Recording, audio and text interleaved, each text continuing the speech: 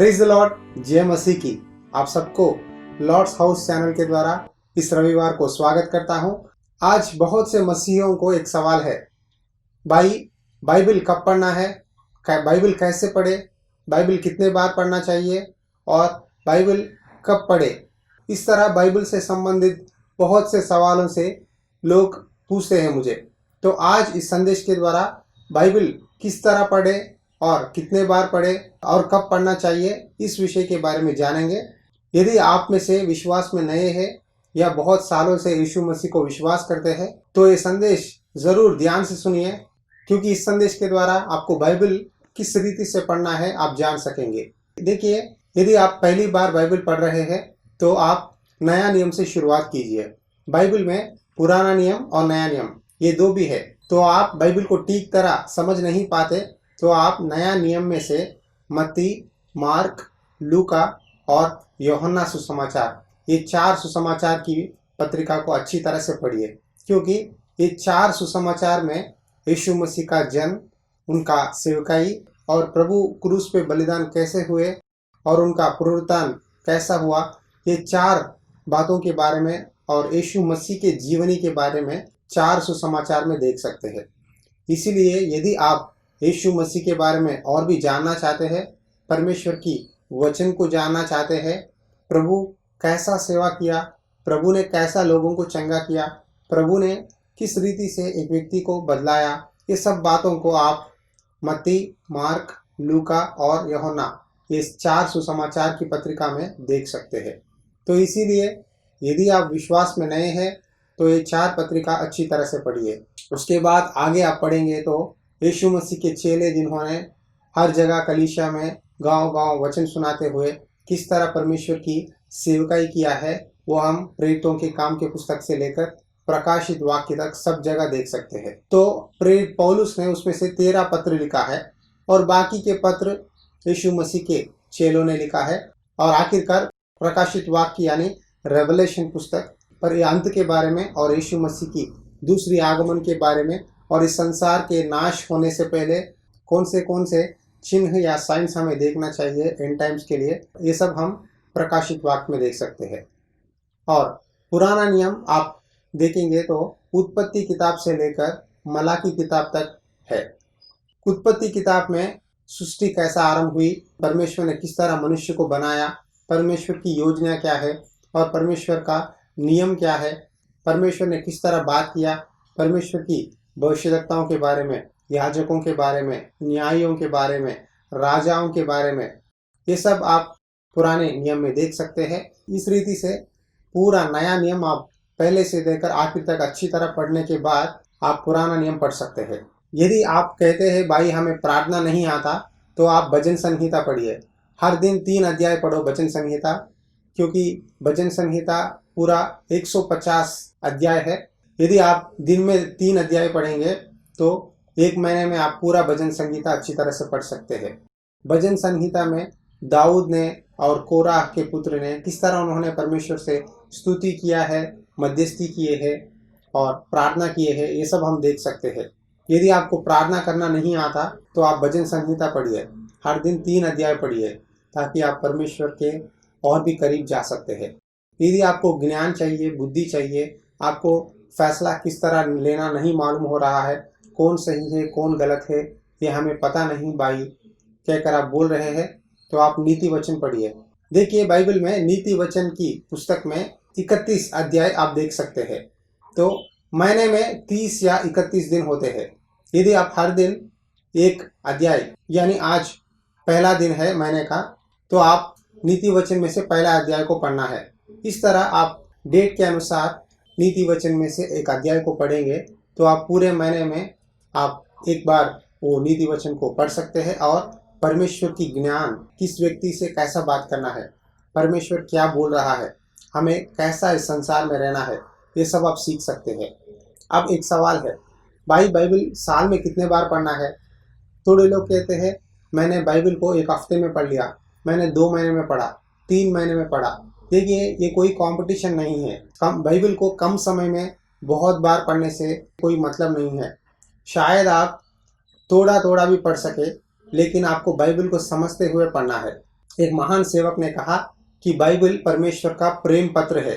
प्रेम पत्र को आप कैसे पढ़ेंगे? जल्दबाजी से पढ़ेंगे या धीरे धीरे से पढ़ेंगे? हाँ, धीरे धीरे से परमेश्वर की प्यार को समझकर हमें पढ़ना चाहिए। परमेश्वर की बातों को एहसास करना है। देखिए, बाइबल मेरे हाथ में है, तो बहुत से लोग ऐसा पढ़ते हैं, बाइबल को ऐसा ऐसा बंद करते हैं, ऐसा रैंडमली ऐसा निकालते हैं, ऐसा निकाल कर देखते हैं, देखकर देखो परमेश्वर इसमें से मुझसे बात किया, तो यही पढ़ लेते हैं। बाइबल को वहाँ वहाँ उधर थोड़ा इधर थोड़ा निकाल कर पढ़ना ये लॉटरी नहीं है। कृपया इस तरह मत पढ़िए, क्योंकि ऐसा पढ़ने से आप परमेश्वर की आवाज़ को या परमेश्वर की इच्छा को समझ नहीं सकते। बाइबल को एक ऑर्डर में पढ़िए, यानी सुबह इस समय में पुराना नियम पढ़िए और शाम के समय में नया नियम पढ़िए, और प्रार्थना करने के पहले वचन संहिता पढ़ो, और रात के समय आप नीति वचन पढ़ो। तो इस तरह आप बाइबल पढ़ेंगे तो परमेश्वर की प्यार को आप जान सकते हैं। समझ गए? बाइबल को रैंडमली जहाँ चाहे वहाँ लॉटरी की तरह ऐसा खोल कर पढ़ना सही नहीं है। ऐसा पढ़ने के द्वारा शायद आप समझते हैं कि परमेश्वर ने मुझसे बात किया, सही हो सकता है, लेकिन अक्सर आप वचन को गलत रीति से समझते हैं।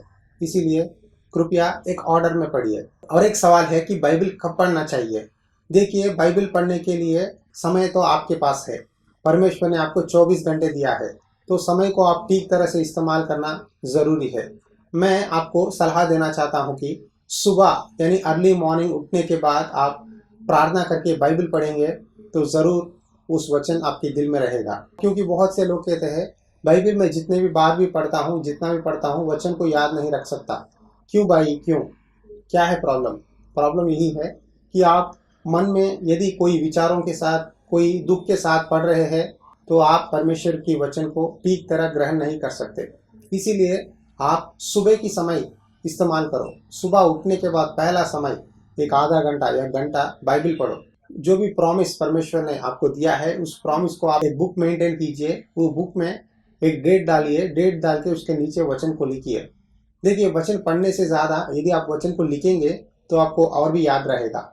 मैं ऐसा ही करता हूँ। मेरे पास एक डायरी है, वो डायरी में हर दिन डेट के अनुसार परमेश्वर जो भी मुझसे बात किया है वो सब वचनों को लिखता हूँ। उसे बार बार मुंह से दोहराते हुए प्रार्थना करता हूँ उस वचन को पकड़कर।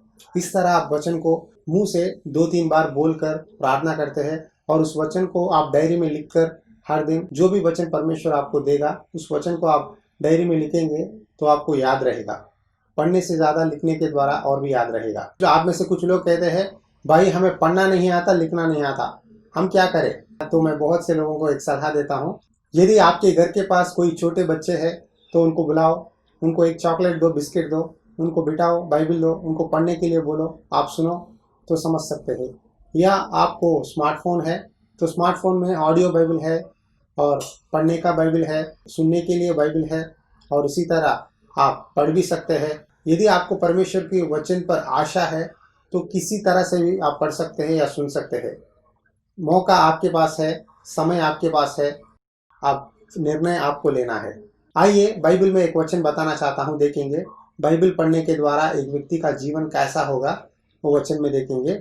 भजन संहिता अध्याय 1 वचन 1 से पढ़ता हूँ। क्या ही धनी है वह पुरुष जो दुष्टों की युक्ति पर नहीं चलता, और ना पापियों के मार्ग में खड़ा होता, और ना टट्टा करने वालों की मंडली में बैठता है, परंतु वह तो यहोवा की व्यवस्था से प्रसन्न रहता और उसकी व्यवस्था पर रात दिन ध्यान करता रहता है। जो बहती नालियों के किनारे लगाया गया है और अपनी ऋतु में फलता है, और जिसके पत्ते कभी मुरसते नहीं, इसीलिए जो कुछ वह पुरुष करे वह सफल होता है। देखिए, जो व्यक्ति परमेश्वर का वचन पढ़ता है वो व्यक्ति उस वृक्ष के समान होगा जो नलियों के किनारे लगाया गया है। आप जानते हैं नलियाँ, यानी आप स्ट्रीम्स जानते हैं। एक छोटा सा नली, जब पानी वहाँ से बह रहा है, उसके आसपास यानी दाएं और बाएं छोटे छोटे पौधे, छोटे छोटे पेड़ उत्पन्न होते हैं। उस पानी को आहार की तरह लेकर पौधा झाड़ होता है और झाड़ में से फल निकलते हैं। परमेश्वर कह रहा है, यदि इस जीवन का जल यानी परमेश्वर का वचन जीवन का जल है, इस जीवन का जल को आप स्वाद करेंगे तो आप में से आशीर्वाद निकलेंगे, आपके परिवार में से परमेश्वर की नाम की महिमा होगी। और यहाँ लिखा है कि अपनी ऋतु में फल लाता है और जिसके पत्ते कभी मुरसते नहीं। शायद अकाल हो, शायद तकलीफ हो, शायद परिस्थिति कितना भी भयानक हो, यदि आप हर दिन बाइबल पढ़ेंगे तो परमेश्वर आपके साथ रहेगा। परमेश्वर अपने वादों के द्वारा आपके जीवन में काम करेगा और जितना भी समस्या हो, लेकिन आपके जीवन में आप समृद्धि को देख सकते हैं। समझ गए? बाइबल को हर दिन पढ़िए, एक समय को सेट करिए, सुबह या रात के समय अच्छा है, क्योंकि ये 2 समय में आप किसी भी काम में नहीं रहते, तो इस्तेमाल करेंगे तो परमेश्वर आपसे बात करेगा। और कुछ लोग कहते हैं भाई हमें राजाओं की पुस्तक, लेविया व्यवस्था और गिनती पुस्तक, इस तरह के पुस्तक में से हमें थोड़ी बातों को, शब्दों को समझ नहीं सकते, थोड़े हिब्रू और ग्रीक में है, ये बातों को हमें समझ नहीं सकते।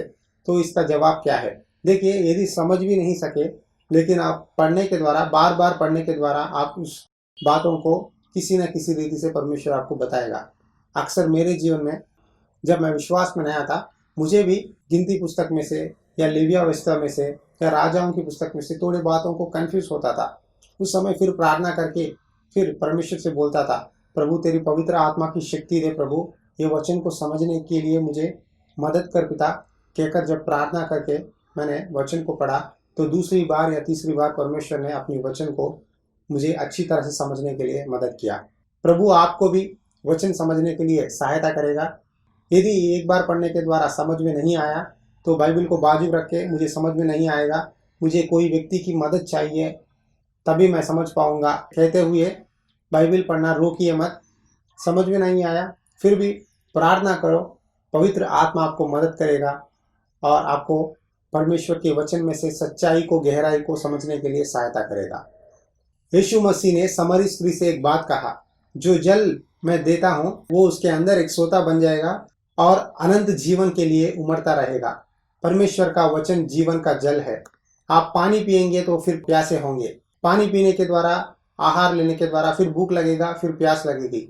लेकिन जो परमेश्वर का जीवन का जल यानी परमेश्वर का वचन को पढ़ता है, वचन का स्वाद को चख लेता है, तो उसके अंदर से जीवन का जल उमड़ता रहेगा। यदि वचन आप अच्छी तरह से पढ़ेंगे तो आपके प्रार्थनाओं के द्वारा, आपके बातों के द्वारा कई सैकड़ों लोग परमेश्वर की ओर आएंगे और उसी तरह आप आनंद जीवन पाएंगे। और आपकी बातों के द्वारा यानी परमेश्वर के वचन जब आपके मुंह से निकलता है, कई लाखों लोग आशीषित होते हैं। कृपया अच्छी तरह से बाइबल पढ़िए। मैं आपके लिए प्रार्थना करता हूं ताकि प्रभु आपको बाइबल पढ़ने में मदद करे और आपके जीवन में अद्भुत कार्य करे। प्रार्थना। अनुग्रहकारी दयालु परमेश्वर, इस समय आपके चरणों में प्रार्थना करता हूं, जितने लोग भी कहते हैं बाइबल कैसे पढ़े, कब पढ़े, कितने बार पढ़े, इन जैसे सवालों का जवाब प्रभु इस संदेश के द्वारा देने के लिए धन्यवाद पिता। पवित्र आत्मा की सामर्थ्य से जब एक व्यक्ति वचन पढ़ता है, वो बहती हुई नलियों के किनारे बोया गया पेड़ की तरह रहेगा। उसके पत्ते मुरझते नहीं और वो सही समय में फल लाता है। वो अनंत जीवन पाएगा, कहकर तेरा वचन कहता है।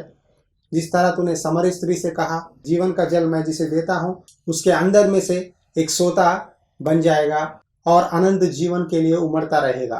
प्रभु, तेरी इच्छा में हम जीने के लिए सहायता कर। तेरे वचन को पढ़ने के लिए, तेरे वचन को ग्रहण करने की शक्ति, सामर्थ तेरे बच्चों को दे पिता। जितने लोग भी बाइबल ठीक तरह से नहीं पढ़ते, उन सब से बाइबल पढ़ने के लिए मदद कर पिता। उनके जीवनों को बदला, तेरे मार्ग में चला। प्रभु, तेरी वचन की सच्चाई में, तेरे मार्ग में चलकर तेरी आशीष पाने के लिए सहायता कर। ये प्रार्थना सुन और मदद करके सही रास्ते में चला। यीशु मसीह नाम में दुआ करता हूँ, आमीन। मसीह में प्यारे भाइयों और बहनों, मैं विश्वास करता हूँ कि प्रभु ने आपसे इस संदेश के द्वारा बात किया है। यदि और भी आपके कोई सवाल है तो आप हमें कमेंट्स के द्वारा या इस व्हाट्सएप के नंबर के द्वारा आप मैसेज कर सकते हैं। हम आपके लिए प्रार्थना करेंगे। कृपया आप भी हमारे परिवार के लिए और लॉर्ड्स हाउस सेवकाई के लिए प्रार्थना कीजिए, क्योंकि करने के लिए काम बहुत है लेकिन हमारी शक्ति बहुत थोड़ी है। इसीलिए आप भी प्रार्थना कीजिए। यदि सच में इस सेवकाई के द्वारा आप आशीषित हुए हैं तो कृपया आप इस सेवकाई में सपोर्ट कर सकते हैं। कुछ लोग मुझे पूछ रहे हैं भाई हम कैसे सपोर्ट करें, तो मैं आपको बताना चाहता हूं कि सेवकाई में बहुत सी ज़रूरत है। सच में आशीषित हुए हैं, आपकी आर्थिक स्थिति बहुत अच्छी है, कि आपके बेटों के द्वारा परमेश्वर की नाम की महिमा कर सकते हैं ताकि सेवकाई के सारे ज़रूरत पूरा हो सके। प्रभु की इच्छा हो तो और एक संदेश के द्वारा फिर आपके साथ मुलाकात करूंगा। God bless you.